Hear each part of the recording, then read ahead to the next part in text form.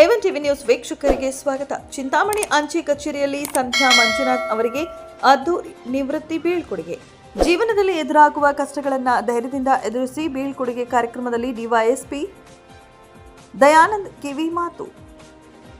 ಅಂಚೆ ಇಲಾಖೆಯಲ್ಲಿ ಸುದೀರ್ಘ ಸೇವೆ ಸಲ್ಲಿಸಿ ನಿವೃತ್ತರಾದ ಸಂಧ್ಯಾ ಮಂಜುನಾಥ್ ಅವರಿಗೆ ಸನ್ಮಾನ. ಪ್ರತಿಯೊಬ್ಬರ ಜೀವನದಲ್ಲೂ ನಿವೃತ್ತಿ ಎಂಬುದು ಅನಿವಾರ್ಯವಾಗಿದ್ದು, ಸೇವಾದಿಯಲ್ಲಿ ಪ್ರಾಮಾಣಿಕವಾಗಿ ಕೆಲಸ ಮಾಡುವುದು ಮುಖ್ಯ ಎಂದು ಕೋಲಾರ ಅಂಚೆ ಇಲಾಖೆಯ ಡಿವೈಎಸ್ಪಿ ದಯಾನಂದ್ ಅವರು ತಿಳಿಸಿದರು.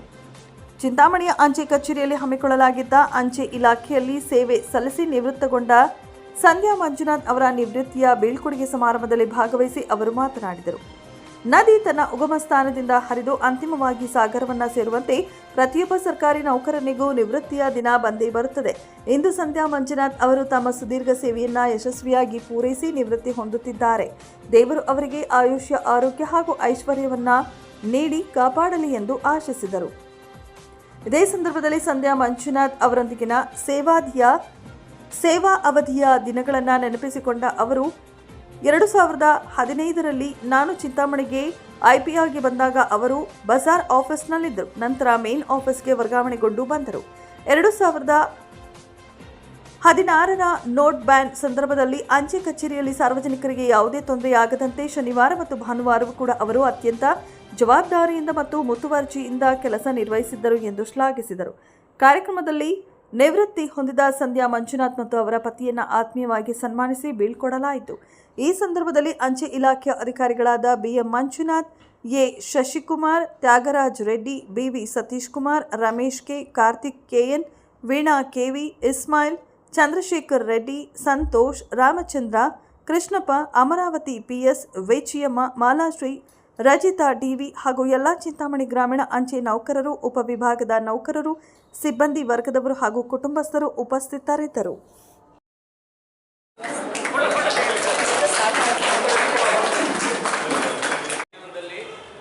ತನ್ನ ವೃತ್ತಿಯನ್ನು ಪ್ರಾರಂಭ ಮಾಡಿದಾಗ ಅವನಿಗೆ ನಿವೃತ್ತಿ ಅನ್ನೋದು ಇನ್ನೊಂದು ದಡ.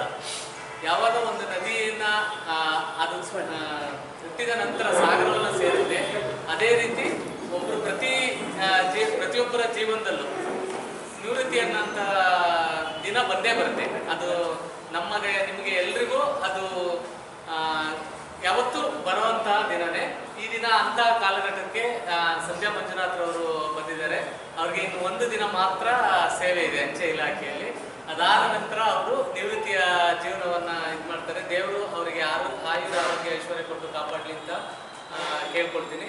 ಅದೇ ರೀತಿ ಅವರ ಕೆಲಸದ ವಿಚಾರದಲ್ಲಿ ಅಂದರೆ, ನಾನು 2015ರಲ್ಲಿ IP ಚಿಂತಾಮಣಿಯಾಗಿ ಬಂದಾಗ ಅವರು ಫಸ್ಟು ಚಿಂತಾಮಣಿ ಬಜಾರ್ ಆಫೀಸಲ್ಲಿದ್ದರು. ಅದಾದ ನಂತರ ಚಿಂತಾಮಣಿ ಮೇನ್ ಆಫೀಸಿಗೆ ಟ್ರಾನ್ಸ್ಫರ್ ಆಗಿ ಬಂದರು.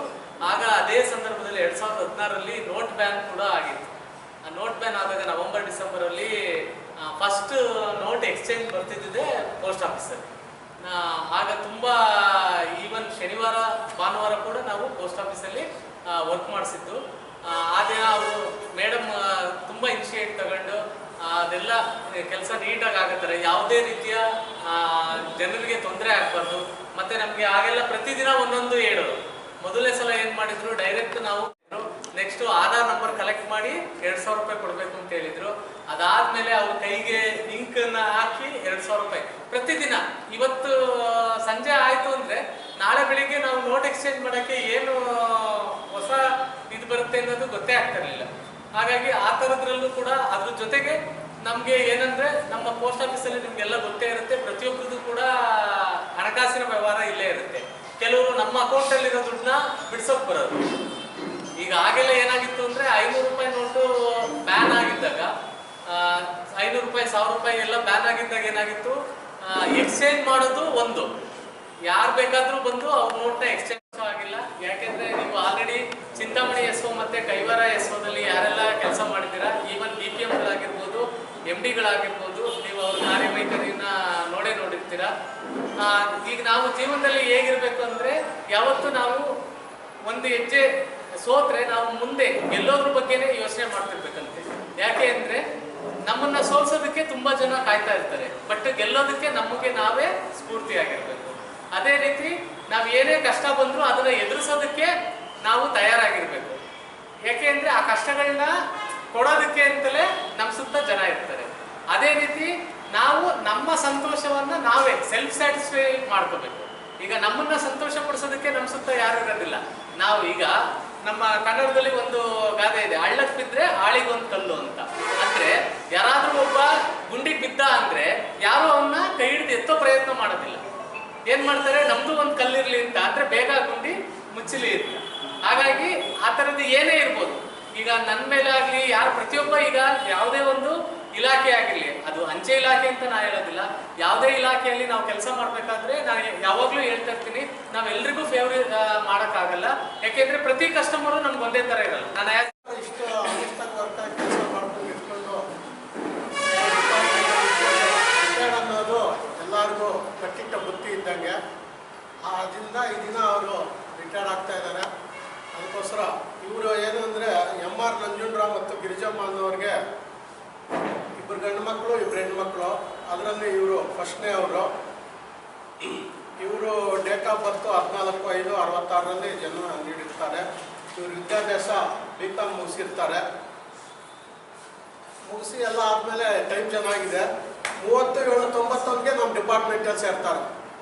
ಸೇರಿ ಸತತವಾಗಿ 30/5/26 ಈ ದಿನ ಅವರು ನಿವೃತ್ತಿಯನ್ನು ಹೊಂದ್ತಾ ಇದ್ದಾರೆ. 34 ವರ್ಷ 10 ತಿಂಗಳು ಕೆಲಸ ಮಾಡಿ ಅವರು ಯಾವುದೇ ಒಂದು ರಿಮಾರ್ಕ್ ಇಲ್ದಿರೋ ತಮ್ಮ ನಿತ್ಯ ಜೀವನದಲ್ಲಿ ಯಾವ ರೀತಿ ಕೆಲಸಗಳನ್ನು ತೊಡಸ್ಕೊಂಡು ಹೋಗ್ತಾರೋ ಅದೇ ರೀತಿಯಲ್ಲಿ ಅಂಚೆ ಒಂದು ಕಾರ್ಯನಿರ್ವಹಣೆಯಲ್ಲಿ ಹೊಂದಿರ್ತಾರೆ. ಹಾಗೂ ಇವರಿಗೆ ಸಕಲ ಸೌಕರ್ಯಗಳನ್ನು ಕೊಟ್ಟು ದೇವರು ಚೆನ್ನಾಗಿಟ್ಟಿದ್ದಾರೆ. ಒಬ್ಬನೇ ಮಗನು, ಎಲ್ಲದರಲ್ಲೂ ಅವರು ಚೆನ್ನಾಗಿ ಕೇಳ್ಕೊಂಡು ಬಂದಿದ್ದಾರೆ. ಫಾರಿನಲ್ಲಿದ್ದಾರೆ ಮಗ. ಚಿಂತಾಮಣಿಯಲ್ಲಿ ಅಪಾಯಿಂಟ್ ಆಗಿ ಈ ಸೇವೆಯನ್ನು ಸಲ್ಲಿಸ್ತಾ ಇವ್ರು ಮಾಮೂಲಿ 4 ವರ್ಷಕ್ಕೆ ಟ್ರಾನ್ಸ್ಫರ್ ಆಗ್ತಾ ಬರ್ತಾರೆ. ಇವರು ವೃತ್ತಿ ಜೀವನದಲ್ಲಿ ಹೆಂಗೆ ಅಂದರೆ ಭಾಳ ಅದೃಷ್ಟ. ಈ ಗಣೇಶನ ಸುಬ್ರಹ್ಮಣ್ಯ ಸವಾಲು ಹಾಕ್ಕೊಂತಾರೆ ಯಾರು ದೊಡ್ಡವರು ಅಂತ. ಆ ಥರ ಇವ್ರು ಗಣೇಶ ಸುಬ್ರಹ್ಮಣ್ಯ ಇಬ್ಬರು ಫೈಟಿಂಗ್ ಬರ್ತಾರೆ. ಆಲ್ ಓವರ್ ಇಂಡಿಯಾ ಹೊಡ್ಕೊಂಡು ಬಂದು ಯಾರು ಫಸ್ಟ್ ಬಂದರೆ ಅವರೇ ಅಂತ. ಆದರೆ ಸುಬ್ರಹ್ಮಣ್ಯ ನವಿಲು ಎತ್ಕೊಂಡು ಓಡ್ಬಿಡ್ತಾನೆ, ಗಣೇಶ ಇಲ್ಲೇ ಇರ್ತಾನೆ.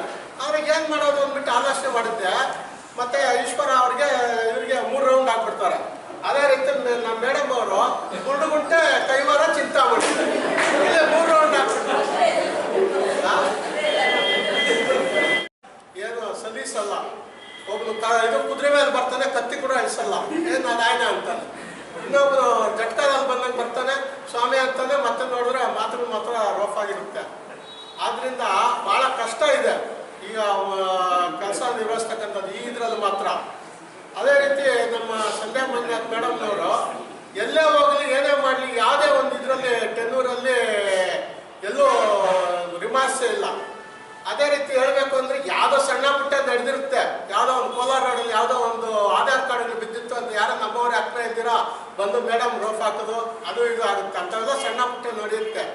ಅವರು ಅದಕ್ಕೆಲ್ಲ ಅಂಜರಿಲಿಲ್ಲ, ಏನೂ ಆಗಲಿಲ್ಲ. ಅದೇ ರೀತಿ ಇಲ್ಲಿ ಮೈದಾನದಲ್ಲಿ ಚಿಂತಾಮಣಿಯಲ್ಲಿದ್ದಾಗ ಒಂದೇ ರೂಮು ನಾರಾಯಣಪ್ಪ ಅಂದ್ಬಿಟ್ಟು ಮೇಡಮ್ ಸಂಧ್ಯಾ ಮೇಡಮ್ ಇತ್ತು. ಏನಕ್ಕೆ ಒಂದು ಹಾವು ಒಂದು ಬ್ಯಾಗಲ್ಲಿ ಕಟ್ಬಿಟ್ಟು ಬೆಳಗ್ಗೆ ಕಟ್ಟಾಗಿದ್ದು ಅವ್ರ ಮಕ್ಕಳೆಲ್ಲ ಒದರಿಸಿದ್ದಾರೆ. ಏನು ವ್ಯವಸ್ಥೆ ಗಾಬರ ಅಂಥ ಅನುಭವಗಳು ಎಲ್ಲ ಆಗಿರುತ್ತೆ.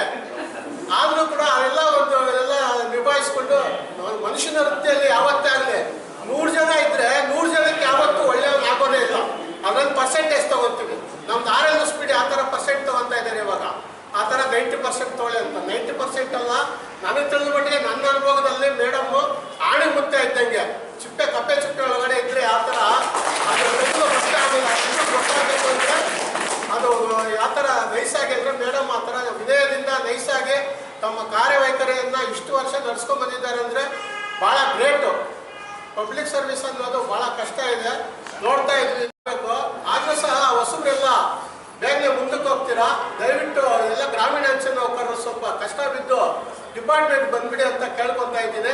ಅದೇ ರೀತಿ ಡಿಪಾರ್ಟ್ಮೆಂಟ್ ಬಂದಮೇಲೆ ಒಂದು ಆರಾಮಾಗಿರ್ಬೋದು, ಯಾವುದೇ ರೀತಿ ಅಂತ ಒಂದು ಕೆಲಸಕ್ಕೂ ಪ್ರತಿಫಲ ಸಿಗುತ್ತೆ. ಅದೇ